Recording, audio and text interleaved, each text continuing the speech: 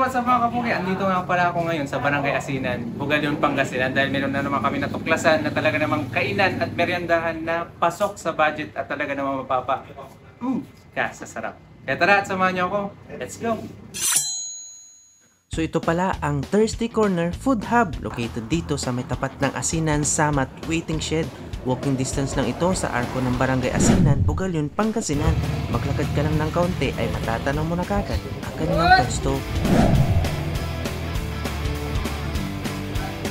Paano ba nabuo itong Thirsty Corner po? Start kami nung mag-lockdown. Nag-resign kami pareho. So nag-decide kami na magnegosyo na lang. Sa tulong ng mga tito namin. Nag-start kami lang muna. Sila kaya naman. Pinagtutulungan. So ano bang abangan nila dito sa Thirsty Corner, ma'am? Talaga namang mabenta or talagang masasabi niyong best seller niyo dito? And siguro mostly mga ano namin, puro overload. Papansin naman. Tapos yung mga food naman na maasahan talaga nilang masarap at okay, sulit sa payment nila binibigay nila, pamasa. Marami tayong mapagpipili ang pagkain din dito.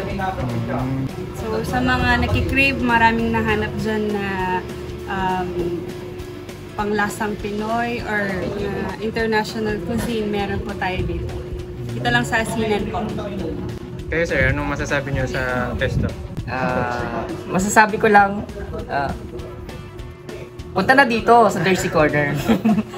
Sir, may isang tanong lang ako. Ano po yun? Ba't po ang gwapo niyo? Hindi ko rin alam eh. So yun sir, maraming salamat sir. Thank you din. Salamat!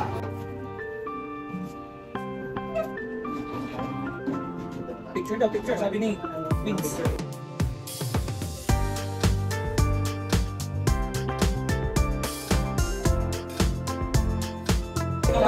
Kaya mga kapugit, try na nga natin yung milk tea nila. Ito pang masarap.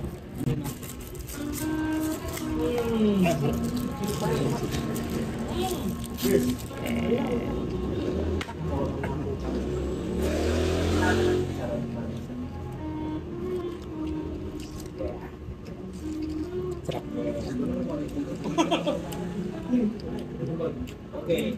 First man. So meron nga silang takoyaki. Tama siya ng mga dito mo pinunta doon. Ang barangay na to, Asinan, no? Anong pangalan niyan? So Mike. Fried noodles. Fried noodles. Ito nga yung pinagmamalaki nilang lumi. Dito ng rice, no? Kaya nakapag-rice ka naman sa Batangas. In overload na lumi. Na parang ka nang pumunta ng Batangas. No, mahilig kay Dinson. So, Yaman, fried noodles. Wala mag-judge kay Thirsty Corner. Asinan. overload na overload talaga siya mga kapugi. Kasi umaapaw.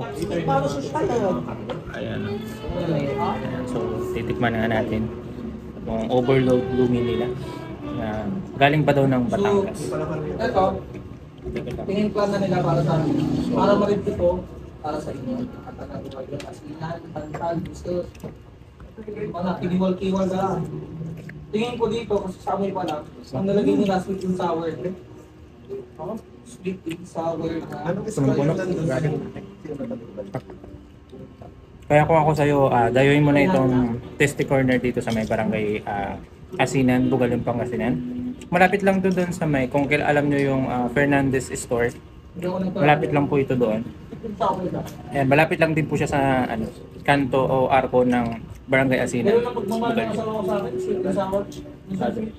Hindi ka magsisisi tapos affordable at mura talaga yung benta nila.